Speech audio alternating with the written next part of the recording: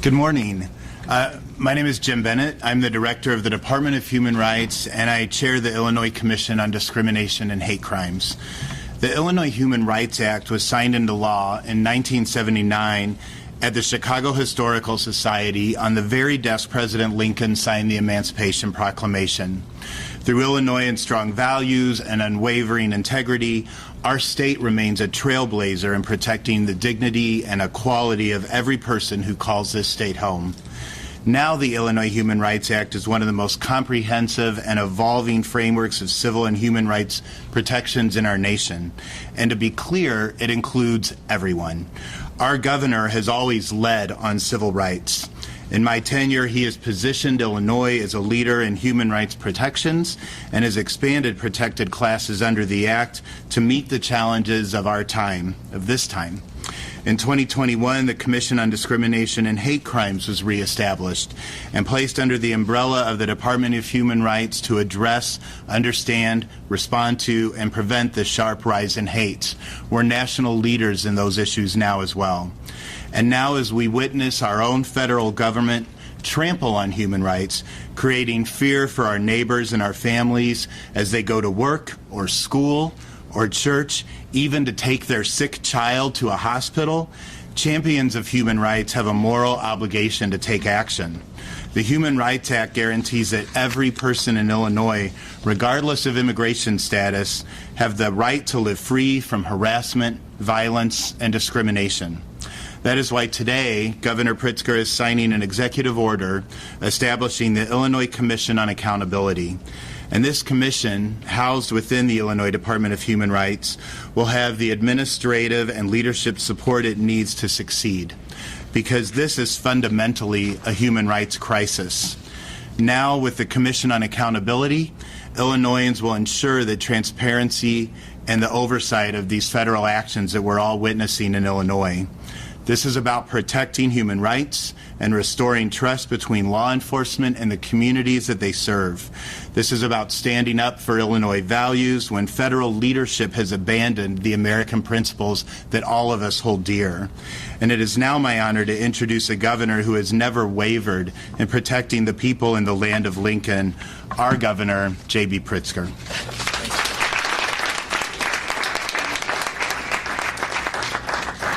Thank you very much, Jim, and good morning, everyone. It has been over a month since President Trump launched what he calls Operation Midway Blitz. It's a military-style assault on Chicago and our suburbs. In the short time, we have witnessed countless acts of harassment and intimidation and brutality and abuse of power perpetrated against law-abiding civilians across our communities. Trump's masked agents have detained innocent American citizens and legal residents. They have used unmarked cars, a Black Hawk helicopter, automatic weapons, and battering rams to raid an apartment building filled with almost entirely, families and children. They've thrown tear gas and smoke grenades at peaceful crowds. Just yesterday, a Chicago alderman said a group of U.S. citizens were detained in Little Village and Cicero, including 2 of his staff members. We've seen this repeatedly, the demand for proof of citizenship without probable cause, with only the victim's skin color as a reason for the confrontations. None of this is about crime or safety. If it were, there would be coordination with local law enforcement and judicial warrants. In any other country, sending masked federal agents to intimidate its own law-abiding residents would be seen as a dangerous overreach and an abuse of power. Under normal circumstances, federal agency supervisors and inspectors general would enforce proper legal procedures and protocols and hold accountable those who violate them. But Donald Trump, Stephen Miller, Kristi Noem, Tom Homan, and Greg Bovino have failed their oaths of office and allowed agents under their command to act unconscionably under the color of law. They have given the impression that their actions are immune from investigation or accountability. They are not. We have a duty to ensure that the truth is preserved so the public can know what their elected and appointed officials have done, and so the courts and the Congress can eventually hold people accountable. It is imperative that none of the impropriety, brutality, and harassment perpetrated upon our people goes unnoticed. Every instance of abuse, of law breaking, or violent and violations of rights needs to be documented and archived. Since this began, I have encouraged the people of Illinois to use their phones and to record everything they are witnessing and post it on social media. But we must now take this a step further and create an official public record. Across the board, President Trump and the federal government have dodged accountability and dismantled the institutions responsible for checking that corruption and overreach that they're committing. Trump has fired 17 inspectors general. He has installed cronies and sycophants at the Department of Justice who are willing to look the other way. His MAGA allies in Congress have enthusiastically ignored or approved of it. No hearings, no oversight, no checks and balances. And while states have limited abilities against federal immunity, we must remind everyone that this is not forever. There will come a time where people of good faith are empowered to uphold the law.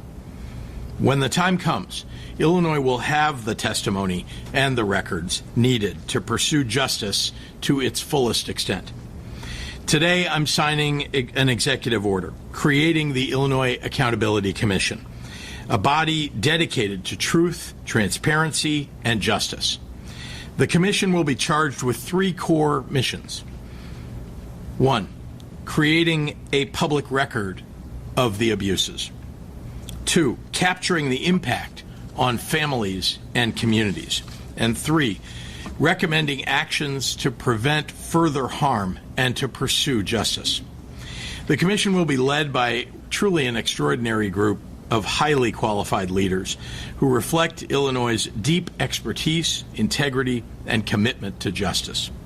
With support from the Illinois Department of Human Rights, the commission will collect testimony, hold hearings, and gather information and firsthand accounts from individuals, community members, subject matter experts, local officials, journalists, faith leaders, and organizations. The commission and the records they gather will shine more light on the misconduct of Trump's federal agents. The Trump administration officials have demonstrated on more than one occasion that they are willing to lie to the public and the media to mask their misdeeds. They have already, and will continue to, cover up abuses of power, cross the legal limits of their authority, and attempt to justify dangerous attacks that threaten our people and our communities. We hope to reveal to the public, in Chicago, the state of Illinois, across the nation, and around the world, the facts on the ground about what is happening here. We intend to create a detailed record of the truth. And once this all ends, people of good faith will review what this commission has gathered and will demand accountability. Indeed, people are demanding that accountability even now. I'm glad to be joined here by members of the commission who all share a commitment to justice, transparency, and the rule of law. The Honorable Ruben Castillo will serve as chair. He served as a federal judge for the Northern District of Illinois for 25 years and served as the chief judge for 6 of those years. He served multiple terms on the U.S. Sentencing Commission, appointed by President Bill Clinton and then reappointed by President George W. Bush. He is a highly regarded leader who has received numerous law enforcement awards for his previous work in the Special Prosecution Unit of the U.S. Attorney's Office. Patricia Brown Holmes will serve as vice chair.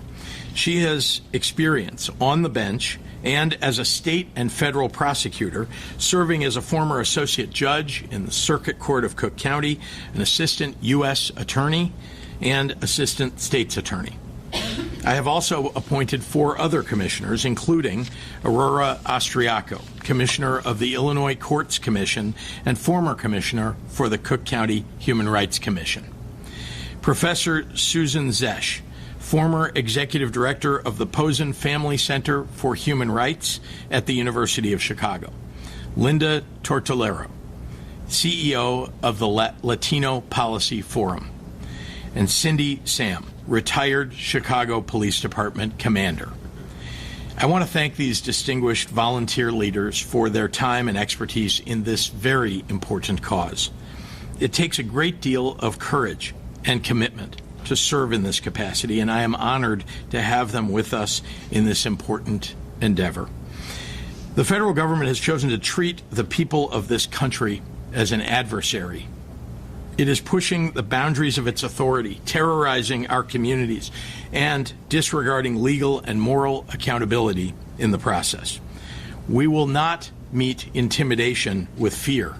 We will meet it with truth. We can either let these abuses become our new normal and abandon the rule of law and our democratic values, or we can pursue real justice and accountability and transparency. We can do the work so those who break the law are held to account, so this chaos will stop, and so nothing like it ever happens again. Illinois is choosing our path, and I hope others who believe in the Constitution and the promise of America join us in doing so. The Commission has been tasked with finding opportunities to solicit information and allow the public to share testimony.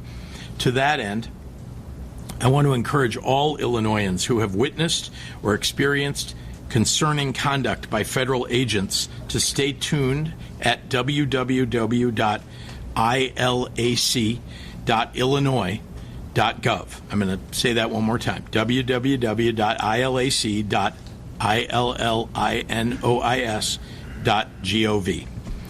Stay tuned there for details in the days and weeks ahead. Donald Trump is counting on your silence. We are counting on your courage. I look forward to taking your questions in a moment, but first let me hand the podium over to the Illinois Accountability Commission's chair, truly a leader and someone who will serve this state well in this role, the Honorable Ruben Castillo. Ruben? Good morning. Thank you, Governor, for those kind words.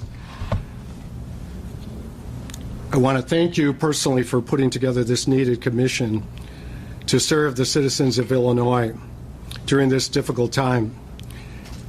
We both remarked before coming out here that we wish this didn't have to happen, but it does. I want to give my personal thanks to my fellow commissioners who have answered the call to serve. I'm deeply honored to serve as the chair with my esteemed vice chair, former Judge Patricia Holmes. Let me just tell you what this commission will not do. We're not going to debate the status of immigration law. That is not our role. That debate should be taking place in the halls of Congress. And yet we see where we are, a Congress that cannot fund government right now, let alone take on the difficult issue of immigration reform. This commission is also not about politics. It's not Democrats versus Republicans. Some are going to try and paint it that way, but this is not what this is about. So let me tell you what it is about. This commission is about civil rights. This commission is about the Constitution. This commission is ultimately about human rights. There's a lot of law enforcement experience on this commission.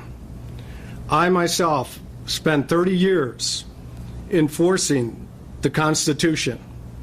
As a prosecutor, putting my life on the line here in Chicago, as a federal judge, and as Governor Pritzker remarked, as chief judge. What has this experience taught me? Well, this experience has taught me that there is no frustration or anger exception to the Constitution. Just because someone gets upset or frustrated doesn't mean that they can violate the Constitution and hurt people, detain people, seize people, and even shoot people. We've had 2 shootings here in the Chicagoland area. We saw Mr. Villegas Gonzalez lose his life while he was backing up his vehicle. This is something the commission will certainly investigate further. And ultimately, I'm sure this will be a question for a court somewhere. But we will make a record of that.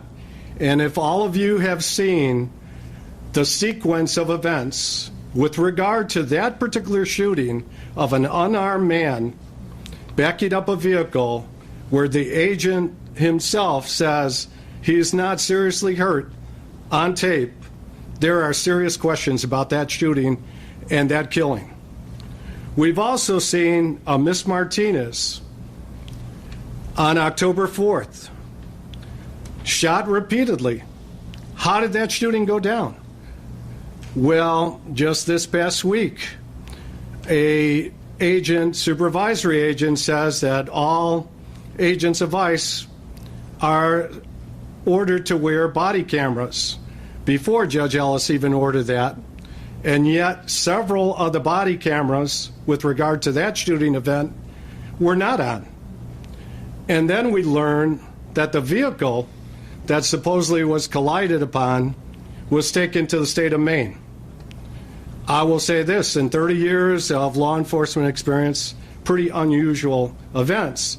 And then we learn that the agent who did that shooting said something, expletive deleted, and then proceeded to use his automatic weapon to shoot this person repeatedly, even though she was not displaying any type of armed weapon at that point in time.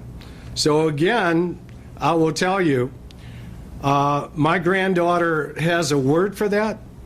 She would call it sketchy. And we will investigate that. But why people are answering this call from the governor is really to avoid these type of events. So the reason I'm here is because I don't want anybody else to be hurt. I don't want certainly anybody else to be killed. This just cannot be tolerated. I'm an old trial attorney, so I like to carry trial exhibits with me. I just brought one with me that I personally framed. This picture was on the Sun-Times. And I looked at this picture 100 times. Why is this man having a weapon pointed at him when he's surrounded by agents? What is the danger? How far away are we from him moving his finger in some fashion and seriously hurting a man who has his hands up? Is this the new normal? This cannot be the new normal in the United States of America or in Illinois. And that is what this commission will be investigating. So in the end, I'm glad Governor Pritzker mentioned shedding light, because I see the commission as a lighthouse. What does a lighthouse do? It sheds light on darkness. And there certainly seems to be, and I'm prejudging this, a lot of darkness going around that we've all seen on videos, photographs like the one I just showed you. Secondly, a lighthouse is a beacon, and that's what I see the commission doing, is coming out with a report and making recommendations so that the interaction between the federal government, where I worked for 30 years, and the state government, where I have lived all my life, can be better. It doesn't have to be an invasion of a military force going into hostile territory. But one will need to look at, and this is something the commission will look at, how did this come about? Who is saying what? Who is posting what? What is on social media? What are the leaders saying? I think just this past week, Judge Ellis asked a very relevant question. Has any agent ever been disciplined for any type of misconduct? And the answer came back a resounding no. And I think, unfortunately, that same answer applies to across the country. As I stand here, I think back to 4 months ago at a press conference similar to this, a senator, a U.S. senator, got up and tried to ask a question and was shoved to the floor. Has the agents who did that on CNN television, have they been disciplined at all for that? We will look at that. That's all I will say. But in the meantime, I ask three things of the public. Be patient for this commission. Be peaceful. You can protest, but it needs to be peaceful. Keep taking, as the governor said, those videos. And we pray for your help. We pray for your cooperation, because we will certainly need this. And with that, I'm going to call on our great Lieutenant Governor Stratton. Thank you. Thank you so much. Good morning. Good morning. I want to begin by thanking Governor Pritzker for his steadfast leadership during these unprecedented times. There's no better leader to steer Illinois as we navigate this crisis. I'd also like to thank the Honorable Ruben Castillo for meeting the moment and stepping up to chair this commission in the name of pursuing justice, accountability, and transparency. And thank you to all of the distinguished commissioners and other leaders standing with us today. Since the announcement of Operation Midway Blitz, ICE agents have operated in our streets with complete impunity. As a daughter and lifelong resident of the South Side of Chicago, it is hitting close to home. Today, I want to invoke the legacy of one of my sheroes, who once lived blocks from my home in the Bronzeville neighborhood, Ida B. Wells Barnett. Ida B. Wells was born into slavery and freed 1 year later. She was a trailblazing civil rights activist who, after the Springfield, Illinois race riots of 1908, helped found the NAACP.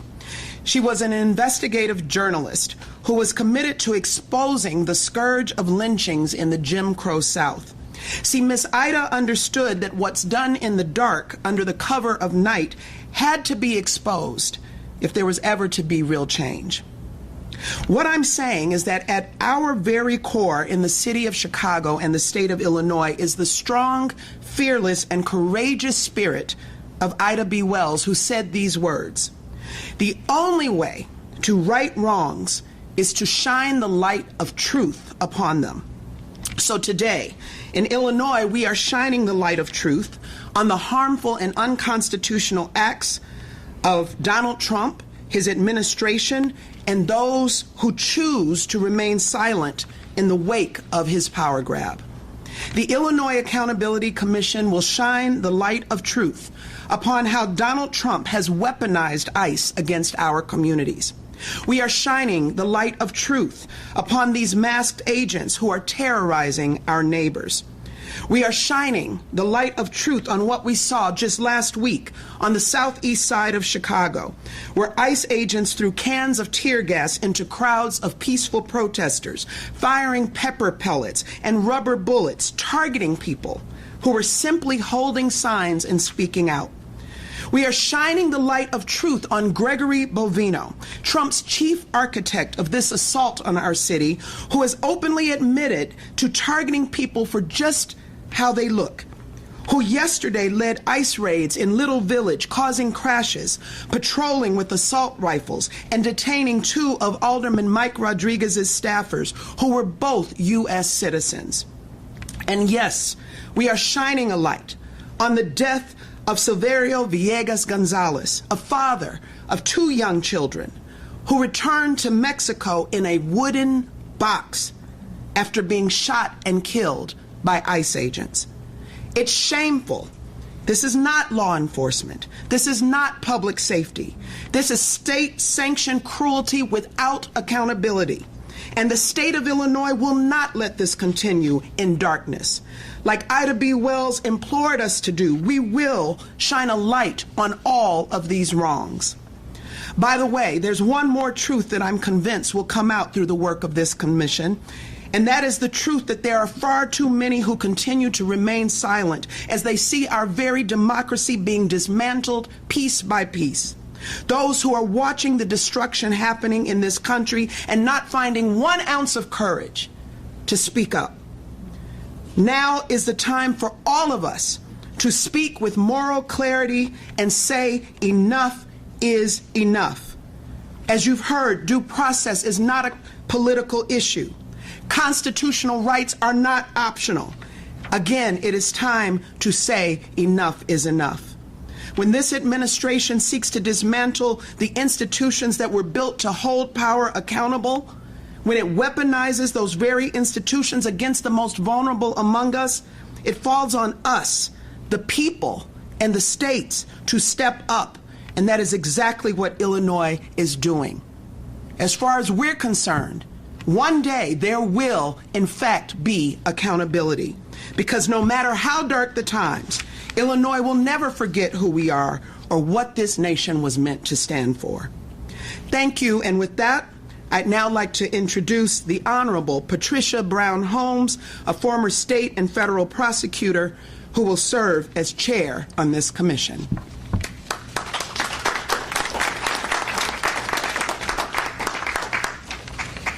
Far be it from me to correct the Lieutenant Governor, but I'll be serving as Vice Chair. Vice Chair, sorry. Promote Vice Chair. Lieutenant Governor, Governor Pritzker, and Lieutenant Governor Stratton, thank you so much for this incredible opportunity. I'm honored to be Vice Chair of this commission alongside my friend and former Chief Judge Ruben Castillo.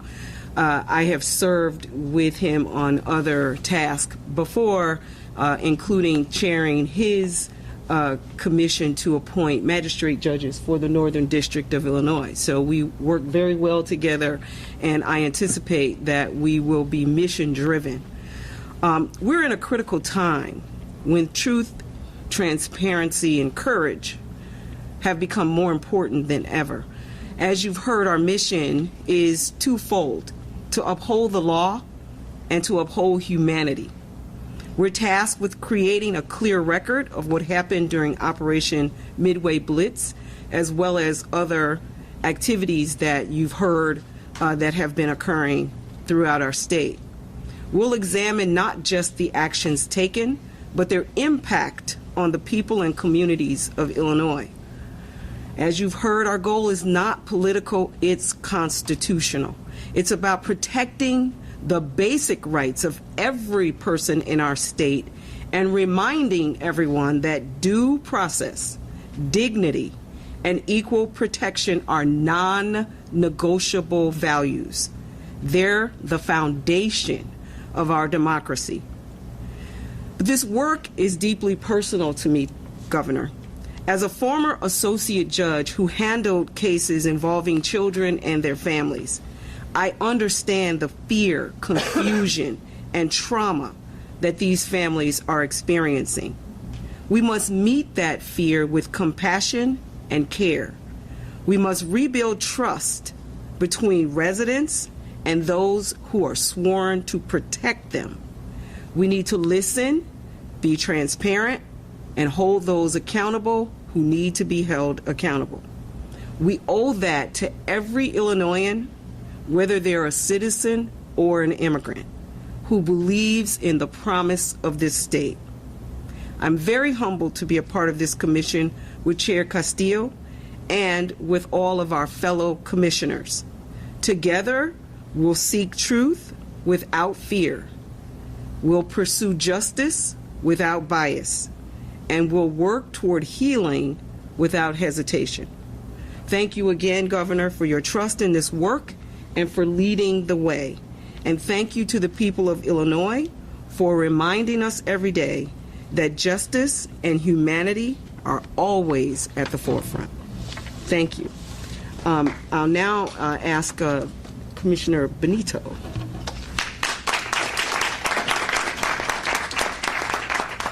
Good morning, everyone. My name is Lawrence Benito. I'm the Executive Director of the Illinois Coalition for Immigrant and Refugee Rights.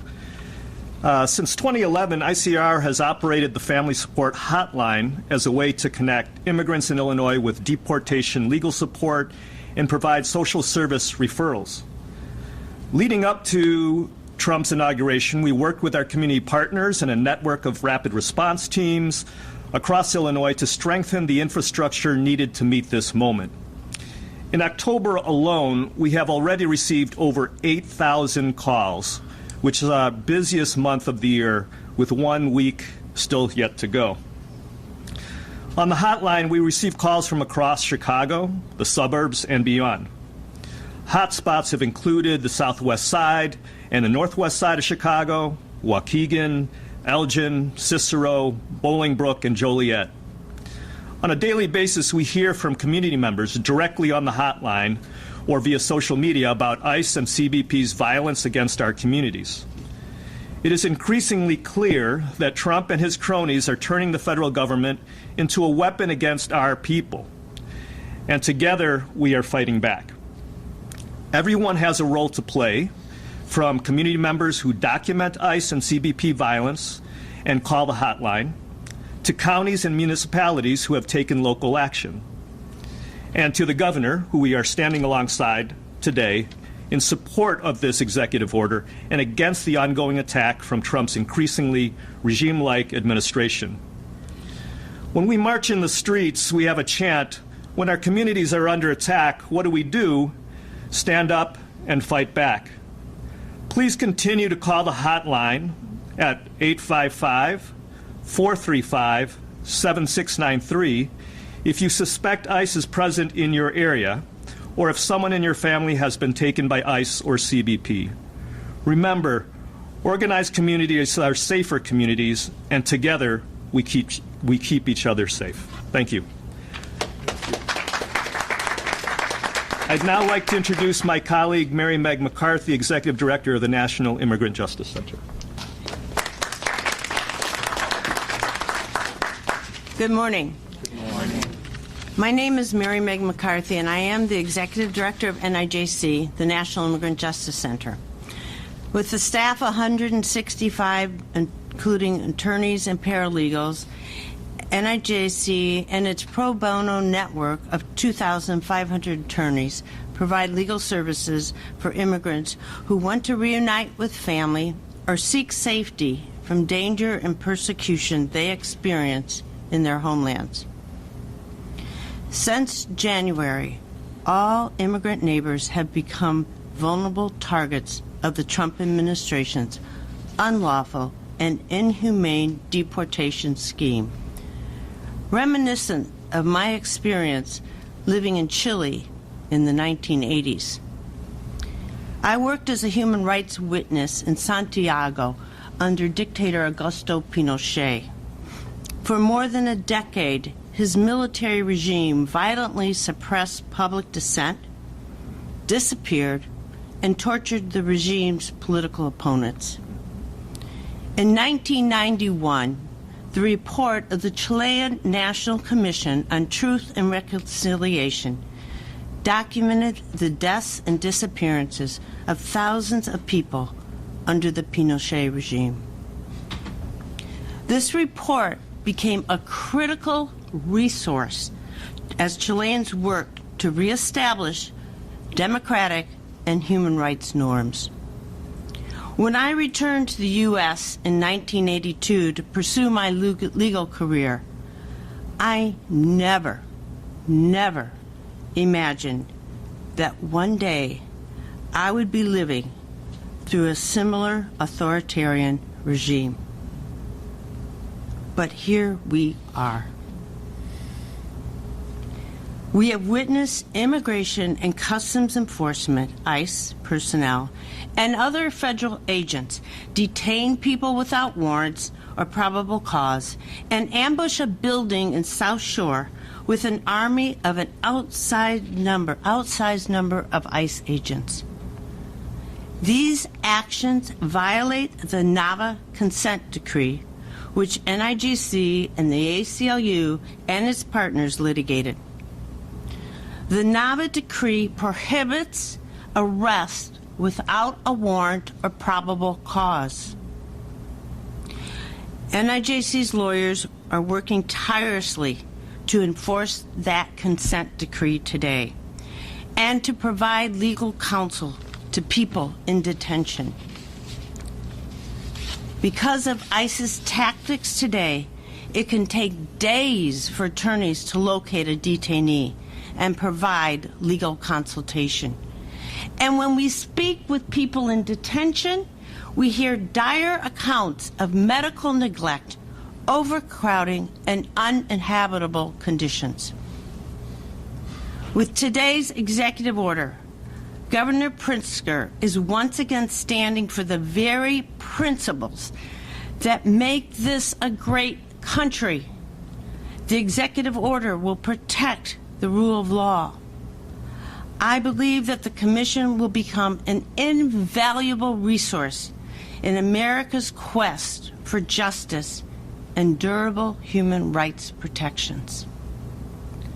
I am honored to welcome Governor Pritzker, a steadfast defender of immigrants and the rule of law, and an advocate for all Illinoisans, back to the stage. Thank you.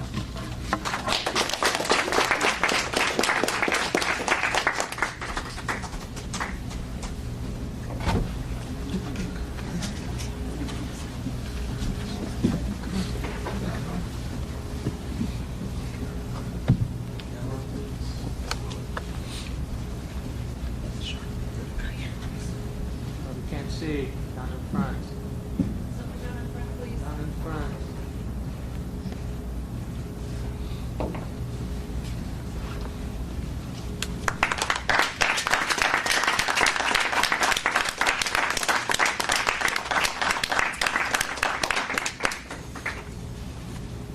Thank you. I'm going to take a few questions from members of the media. Shia, we'll start with Shia. Two, one on topic, one off topic. Okay. On topic, you mentioned that this information will be gathered and presented to people in good faith. Does that mean the Illinois Attorney General? Are you going to wait until there could be... We'll issue a report publicly. There's a deadline in January for a report, so there'll be hearings, meetings, et cetera, between now and then, and a final report in January. And then separately, can you tell me what you have said to Hakeem Jeffries, who really wants to see Illinois move to redistrict congressional seats? I've suggested to him that he needs to talk to the legislators, the legislative leaders, most especially to the delegation, our congressional delegation in Washington, and that that's something that I know he's pursuing, and we'll see whether the legislature has any interest in taking it up. I think that, as I've said all along, I think that the more that Donald Trump takes on this endeavor of redistricting mid-decade, which is really mostly unheard of, and doing it only for the reason that he knows he's going to lose in 2026 if he doesn't rig the system in his favor, that's something that should weigh on the minds of people who are considering whether or not Illinois should do something about it. Yes. Raymond Lopez sent a letter to the president offering a sort of compromise, a path forward for indoctrinating people to have legal, but then also kind of a push to the Trump administration to only really focus on those most violent offenders. Would you consider starting a dialogue with the president, instead of exchanging insults, maybe starting a dialogue to use that letter as a possible way forward? Well, I have advocated for a long time for comprehensive immigration reform. We need a way to address the challenges of immigration in this country. We haven't addressed it for 40 plus years.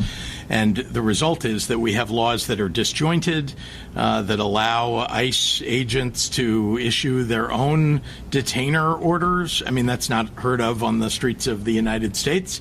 You don't have police issuing their own detainer detainer orders, they get a warrant, and then they go pick somebody up based on that warrant. This is not what happens with ICE, so that because of the failure of those laws. So I absolutely, and I have been very clear about what my views are about that. So have, by the way, many Democrats who believe that we need to secure our border. I mean, you don't have a country if you don't have a secure border, and make sure that people who are in this country, who are law-abiding, who are holding down jobs, who are paying taxes, who are our good friends and neighbors, good people, that they have a chance to stay in this country, whatever status they're given, but they have a chance to be in this country, maybe even to become U.S. citizens. Would you consider actually trying to talk to the... I'm always open to a conversation with the president. I will say that, when he does things like threatens to jail the mayor of Chicago, the governor of Illinois, the governor of California, etc., it makes it all the more difficult. So, yes. Hi, Olivia. In your remarks just now, you said that there will be recommendations for actions to be taken after this. What sort of enforcement do you see this eventually maybe leading to? Like, what teeth could this commission eventually have? Well, right now, what I would suggest to you is that we're seeing the judiciary as the check and balance, because the Congress is unwilling. So we need the judiciary to step up. And indeed, I would argue that some of the judges really are doing the right thing based upon the cases that have been brought to them. There will be more cases brought to them, in part because of the information that this commission will gather, I'm sure. So that is one way in which we can go about enforcing the recommendations, or at least, taking the circumstances that will be reported and putting them into action. That's one thing. And then I think importantly, we're creating here a record. And that record will survive long after perhaps this commission has issued a report. That record will help future leaders to just decide how they are going to hold people accountable.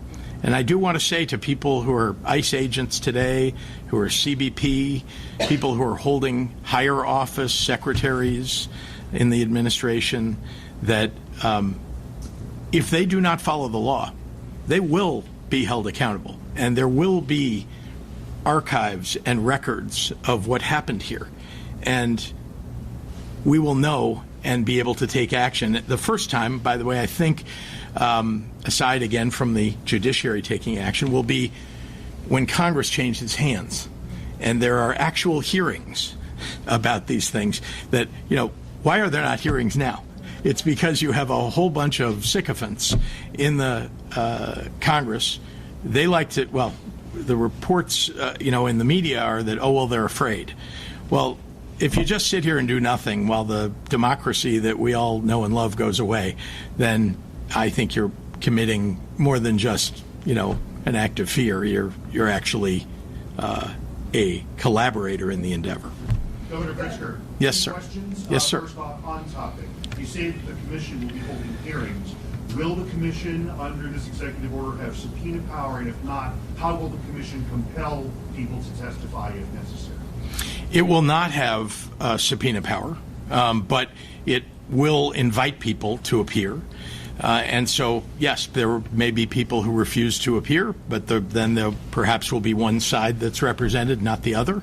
And I think, again, we're collecting information, putting it in the record, and making sure that we've got that permanently available to the public and to the judiciary and anybody else that wants to look at it. And then quickly off topic, I'm wondering if you've been able to reach or have a conversation with Senator Bailey.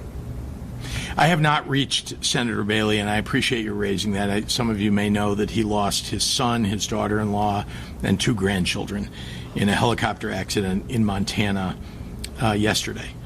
And I cannot imagine losing a child, losing 2 grandchildren, and what they must be going through. That's all I can say. I have expressed publicly already my condolences, my wife's condolences, that we're devastated by it.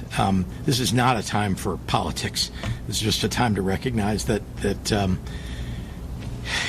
losing a child is, I don't know, one of the hardest things ever. My grandmother lost her daughter, my mother, when she was an adult.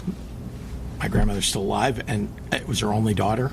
And She was devastated by it. My grandfather on my father's side lost his son, my father, at an early age, and he was devastated by it, my grandmother and grandfather. And so I know, I've not experienced it, thank God, but I know what they must be going through. Yes. If I may ask, and to the point that you were making before this, is the fact that you've gotten to the point of having to create this commission, a recognition that in the present, you're not going to be able to hold federal agents accountable for their actions. Well, remember, we're talking about the Constitution here, right? And the states have a certain role, federal government has a certain role. We're following the law in Illinois. Right, and so when people ask me, well, are you going to go after them? Well, we're doing everything that's within our power to do that. In the end, you need people in the federal government, because remember, these agents theoretically have federal immunity, except, of course, with regard to their superiors, the inspectors general, the agencies that they work for. If those leaders are unwilling to hold people accountable, and remember, we have a president of the United States who pardoned all the people who committed the crimes on January 6th. And that's just one example of the kind of, disregard for the law that this administration demonstrates. That when you have an administration like that, we have to take things, very seriously at the state level and look forward to a moment when the judiciary will act. And we've done that, by the way. We've taken these cases to court. I want to commend the Attorney General of our state, who's done just a superior job in defending people's rights. There's more to do, and he's going after it. We are going after it in every way that we possibly can. That's the accountability and the record, and I'm pointing at the leaders, but all of the members of this commission. The record that they are going to create and that the people who come forward will create will allow accountability to be had. Yes.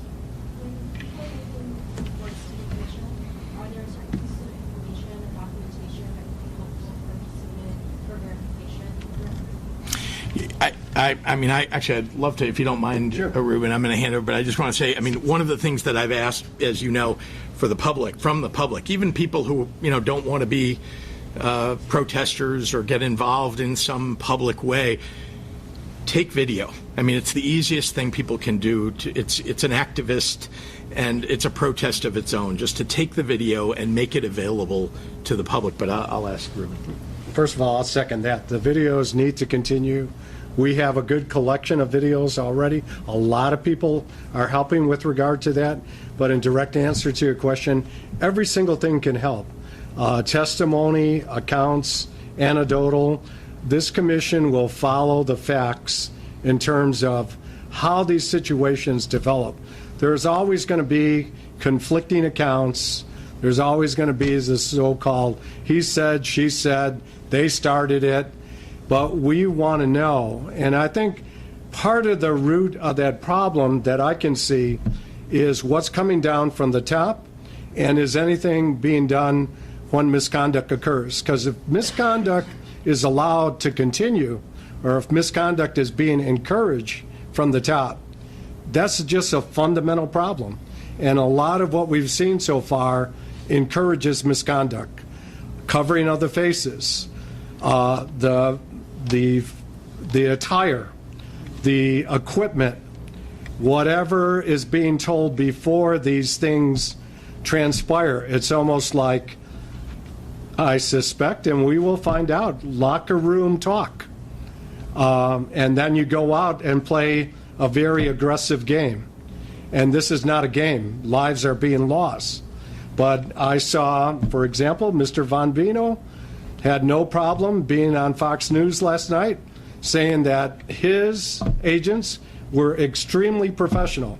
I would invite Mr. Von Vino to come before this commission and explain that. Yeah. Are you concerned, I guess, or do you have a plan for the private identity of citizens? Definitely very concerned, especially with regard to individuals who don't have full legal status in the United States. That's a big concern. We will work with our attorneys to deal with that. But on the other hand, there are a lot of U.S. citizens that are being abused that I can see. I saw a WGN producer treated in a way that should never have happened. And I don't know if there's any discipline for that. It certainly doesn't appear to be forthcoming when Mr. Bonvino says last night they're being extremely professional. Get two more questions. From the human aspect, looking at the plethora of videos showing those that are experiencing things and those that are documenting it. I mean, I'm sure you've seen them yourself. How do you feel in witnessing something like this in the time of the There's an expression that originated with Martin Luther King Jr., and it's, that the arc of the moral universe is long, but it bends toward justice. It doesn't feel in this moment like it's bending toward justice. And indeed, I guess I would offer humbly an amendment to say it only bends toward justice if we bend it that way. And when I see people being stopped because of the color of their skin, and people are being demanded to prove their citizenship. I don't know about anybody in this room, but do you carry proof of citizenship? Have you ever carried proof of citizenship, all the citizens in this room? Nobody carries a proof of, well, okay, somebody raised their hand because you may be afraid right now. That would be the reason why you would carry it right now. But this is something that happens in authoritarian regimes. Does not happen in a democracy. Does not happen in this constitutional republic, except now. People are being demanded to show that and it's because of the color of their skin most often. And they're literally a military attack on a building, with a Black Hawk helicopter and people rappelling out of that, people wearing uniforms and automatic weapons. Oh, by the way, they set up cameras so they could capture it all on video so that they could, declare victory or take some triumph out of most of the people in that building, 130 people, vast majority of those people here legally. And they were aiming, they said, at Tren de Aragua. Great, please take the gangsters, take the drug dealers. Great, but that's not how you do it. That's not how law enforcement carries out its mission. You get a judicial warrant. You target the people that you want, and you arrest them with that judicial warrant. You don't arrest an entire building, detain everybody, zip tie children, elderly people held in a U-Haul for hours, U.S. citizens. I say it like other people don't have rights. Everybody on the ground in the United States has rights. They do, just by virtue of being here. You might get deported, you might. But while you're here, you deserve due process, probable cause, all the rights that Patricia mentioned. I am angry because this is not the country that I want for us. This is not the country that any of us thought that we were living in. And yet, here it is, 9 months into an administration. We are having to have millions of people stand up and declare no kings. And we've had to do things like create the judge was saying, before we walked out here, wish we didn't have to do this. I said that to him. I wish we didn't have to do this. Can you imagine that we have to do this in this country? A commission on accountability for the things that ICE is doing. So I'm quite upset about it. As you know, I'm taking as much action as I possibly can. And I just won't stand for it, and I will in every way stand in the way of people's rights being abridged in this country, and especially in this state.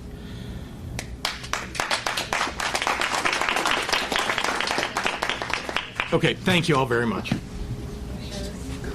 Pictures. Oh, we're going to picture here? Okay, got it.